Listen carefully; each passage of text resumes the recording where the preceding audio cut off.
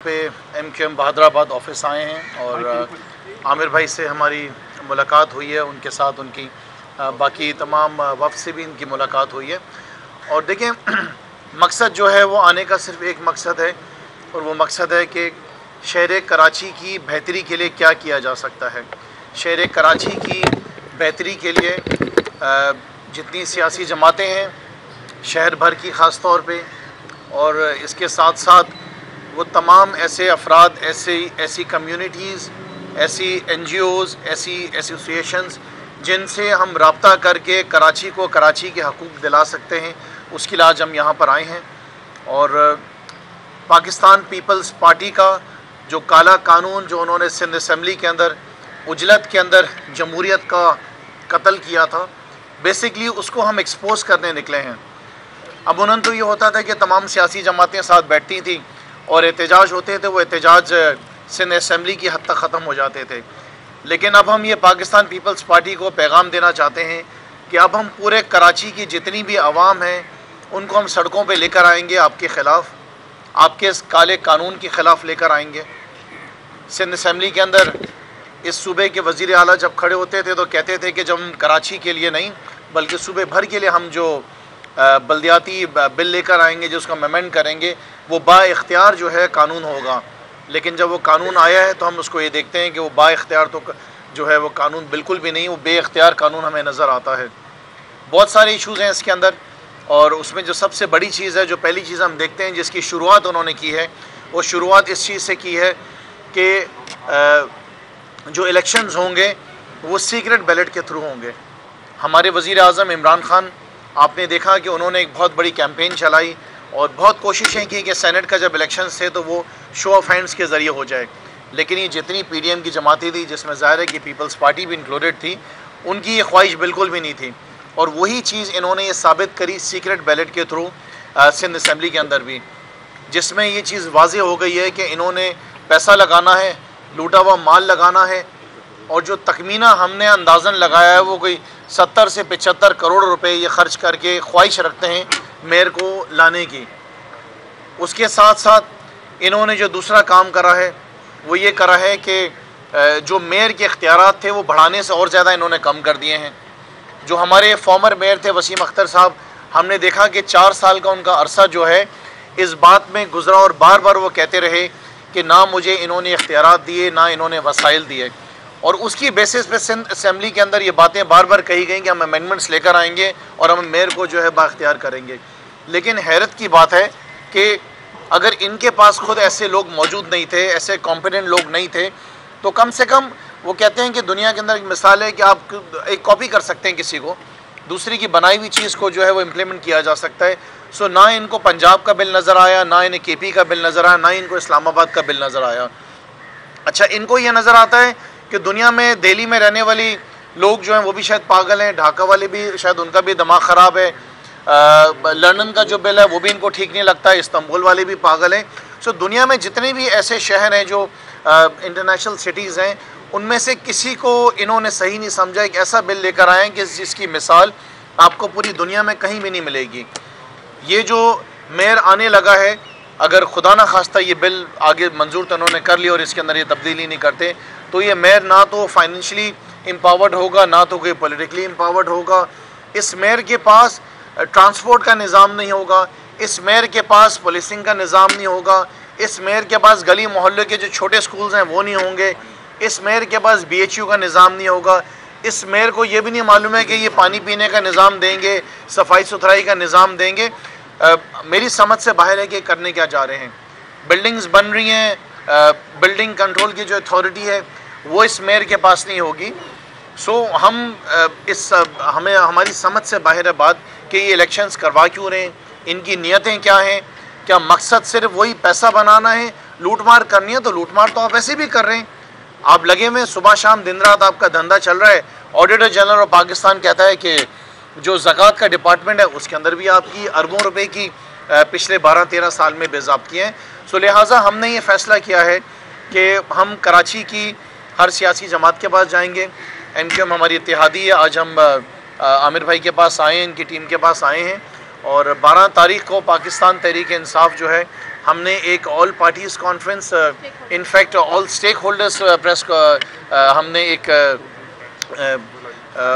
पूरा सिलसिला हमने रखा है, कॉन्फ्रेंस रखी है, जिसके अंदर हमने MQM पाकिस्तान को भी इनविटेशन दी है। आज हमारी मुलाकात जमात इस्लामी से भी मुलाकात हुई है, उनको हमने इनविटेशन दी है। फेडरल भी एरिया ट्रेडर्स एसोसिएशन, उनसे मुलाकात हुई है। कल हमने काटी से मुलाकात की है। सो ये सिलसिला हमारा महीने भर ये सिलसिला चलेगा। जितनी भी ऐसी कम्युनिटीज़ हैं हम उनके पास भी जाएंगे, और उसके साथ साथ जिस तरह दावत हमें MQM पाकिस्तान से मिली है इनकी 11 तारीख की कॉन्फ्रेंस की, हम उसके अंदर भी इनके साथ शमूलियत करेंगे। सो कोई भी सियासी जमात सूबे भर की, अगर हमारा किसी के साथ कोई इख्तलाफ भी मैं कहता हूँ अगर हो, तो ये वक्त ऐसा है कि पाकिस्तान की तमाम सियासी जमातों को पाकिस्तान पीपल्स पार्टी के ख़िलाफ़ एक पेज के ऊपर आके खड़े हो जाना चाहिए। अगर हमने ये इंतज़ार करना है कि 2023 में पाकिस्तान पीपल्स पार्टी को हम इलेक्शन में हराएंगे और फिर कुछ तब्दीली लाएंगे, तो आमिर भाई मैं तो ये समझता हूँ कि ये जो है ना काम उतार देंगे जब तक ये सूबे का, ये स्टोनेज पे ले जाएंगे सूबे सिंध को, ये मुंजेदड़ों के अंदर सूबे सिंध को तब्दील कर देंगे। मतलब हालत ये है कि वाटर कमीशन ने कहा था कि जो 70% लोग हैं जो पानी मिलता है सूबे सिंध में, वो जो पानी पीते हैं it is unfit for human consumption. मतलब स्कूलों में तालीम नहीं है, घरों में पीने का पानी नहीं है, बच्चों के पास जो तालीम मैंने बताई नहीं, और हस्पतालों में इलाज नहीं है। लॉ एंड ऑर्डर के हालात आपके सामने हैं। हम अगर कहते हैं कि हेल्थ कार्ड दे दो, तो सूबे का वज़ीर आला कहता है कि हमें ज़रूरत नहीं है। हम कहते हैं हाउसिंग स्कीम पे काम करो प्राइम मिनिस्टर की, वो कहते हैं हमें ज़रूरत नहीं है। सो हम इंशाअल्लाह ताला इनको इस दफ़ा जो है बिल्कुल सही तरीके से एक्सपोज करेंगे। इनका जो काला कानून है वो हम आवाम के सामने लेकर जा रहे हैं, हर दरवाज़े पे हम जा रहे हैं, और इनको हमने आवाम के सामने इस तरीके से इस दफ़ा एक्सपोज करना है कि ये ख़ुद शर्म से मैं कहता हूँ कि जो है ना डूब मरेंगे।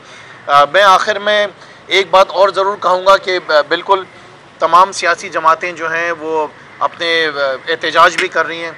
पाकिस्तान तहरीक इंसाफ 19 तारीख को कराची में एहतजाज करेगी।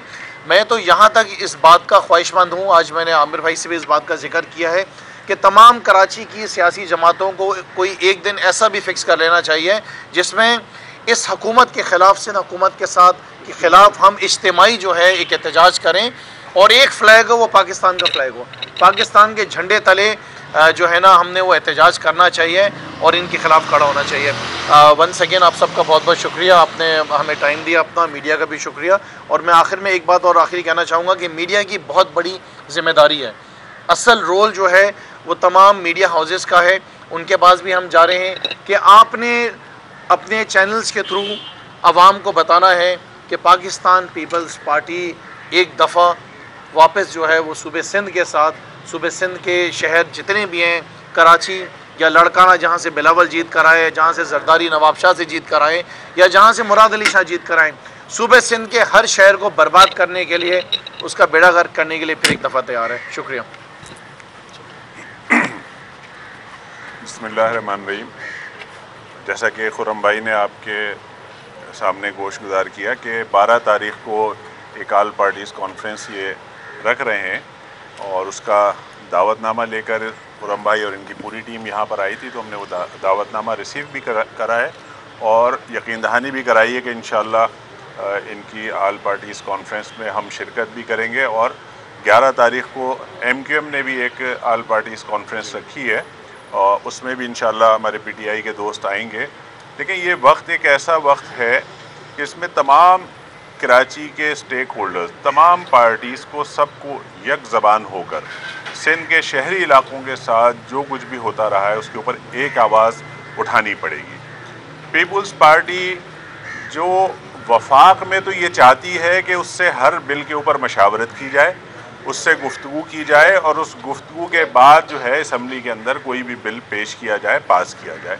जबकि सूबे के अंदर वो इसके बिल्कुल बरक्स काम करते हैं कि कोई भी बिल लाना हो वो अपोजिशन से ना कोई मशावरत करते हैं, ना बात करते हैं, झूठी और जाली अक्सरियत की बुनियाद पर बिल पास करा लेते हैं।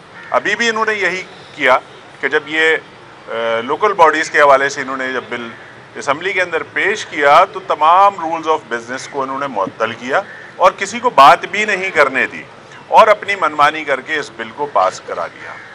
चूँकि एक अक्सरियत है जिसको हम ये समझते हैं कि ये जाली अक्सरियत है और झूठी अक्सरियत है, उसकी बुनियाद पर ये इस तरह कानून साजी करते हैं। पानी अब सर से ऊपर होता जा रहा है, बल्कि हो चुका है।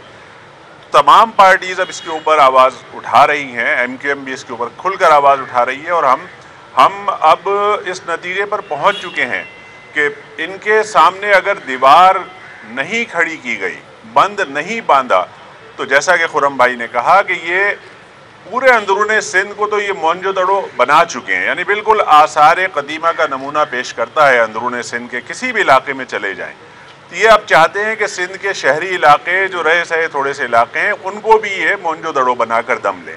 करप्शन, लूट मार, इसके अलावा इनका कोई मकसद नहीं है। बात करते हैं कि इन्होंने मुशर्रफ साहब के दौर का जो है वो निज़ाम बहाल किया है। बिल्कुल गलत बयानी और झूठ है, ऐसा कुछ भी नहीं है। जो थोड़े बहुत इख्तियारात जो KMC के मेयर के पास होते थे वो तमाम इख्तियारात भी सल्ब कर लिए हैं। मेयर के पास ना अब किसी हॉस्पिटल का कोई इंतज़ाम होगा, ना किसी स्कूल का कोई इंतज़ाम होगा, और water board, Sindh building control authority, solid waste management या इसके अलावा दीगर इदारे हैं, वो तो पहले ही इन्होंने अपने कब्जे में, सिंध हुकूमत ने अपने उसमें इख्तियारात में लिया हुआ था। अब इन्होंने ये भी सारी चीज़ें इसके अंदर से ख़त्म कर दी हैं। तो अगर इस शहर की रौनकों को बहाल रखना है तो फिर इसके ख़िलाफ़ हम सबको मुनज़्ज़म होकर रोडों पे भी आना पड़ेगा, इसके ख़िलाफ़ एहतजाज भी करना पड़ेगा। हम एक राय आम्मा बना रहे हैं, लोगों के पास जा रहे हैं, सबके साथ मुख्तलिफ मार्केट एसोसिएशन, तमाम पार्टीज़ के पास हम MQM भी अपना वफ्द लेकर जा रही है। इंशाल्लाह APC के बाद उसमें कोई ना कोई करारदाद भी पास कराई जाएगी और फिर उसके बाद रोडों के ऊपर आने के अलावा कोई हल नज़र नहीं आता। इस जालिम, बदउन्वान और करप्ट हुकूमत से निजात के लिए हम सबको मुत्तहिद होकर इत्तेहाद पैदा करना होगा और इश्यूज़ के ऊपर अपनी अपनी सियासी पार्टियां, उनका जो भी मकसद है, जो भी उनका मंशूर है, वो उसके ऊपर काम करें। और जो भी अगर कोई सियासी इख्तलाफात हैं वो भी अपनी जगह पर, लेकिन सिंध के शहरी इलाकों के अंदर जो सूरत हाल बन गई है, ख़ास तौर से इस पीपल्स पार्टी ने पिछले 12-13 सालों में जो हाल कर दिया है, अब सबको एक ज़बान होकर निकलना पड़ेगा और इसके लिए हम तैयार हैं। और अगर इस पर असम्बलियों का भी हमें घेराव करना पड़ा तो हम उसके लिए भी तैयार हैं। गिरफ्तारियां करना चाहते हैं गिरफ्तारियां करें, जितनी सख्तियां करना चाहते हैं करें, जो चाहते हैं करें, लेकिन अब इनका रास्ता हम रोकेंगे। बहुत हो गया इनकी ये मनमानी और ये जो इन्होंने सारा धंधा शुरू किया हुआ है, इसके खिलाफ अब हम मुनज़्ज़म होकर आवाज़ भी उठाएंगे और निकलेंगे भी। मैं शुक्रिया अदा करता हूँ खुर्रम भाई का कि ये तशरीफ़ लाए और इन्होंने दावतनामा हमें दिया। इंशाल्लाह हम इसकी APC में शरीक होंगे और खुर्रम भाई भी हमारे यहाँ भी इंशाल्लाह APC में आ रहे हैं। बस बहुत शुक्रिया। अच्छा आमिर भाई, ये बता दीजिएगा कि काला कानून का जिक्र किया जा रहा है, ये जो PTI और MQM का काला इत्तेहाद है, ये कब तक चलेगा? आप लोगों ने जो मुतालबात रखे थे PTI के सामने वो आज तक पूरे नहीं हो पाए। आप लोग अपने इत्तेहादियों से तो अपने मुतालबात पूरे नहीं करवा पा रहे, तो पीपल्स पार्टी से अपने मुतालबात को कैसे पूरा करवाएंगे? हसन भाई, ये तो देखने वाली नज़र है। आप अगर सही चश्मा लगाएं तो आपको ये काला नहीं सफ़ेद नज़र आएगा ना। तो ये इत्तेहाद अच्छा है और इस वक्त चूँकि शहरी इलाकों के ख़िलाफ़ जो इन्होंने पीपल्स पार्टी ने एक बिल पास किया है, उस पर हम सब यकजा होकर उसका मुकाबला करेंगे। थैंक यू, बहुत शुक्रिया, बहुत शुक्रिया।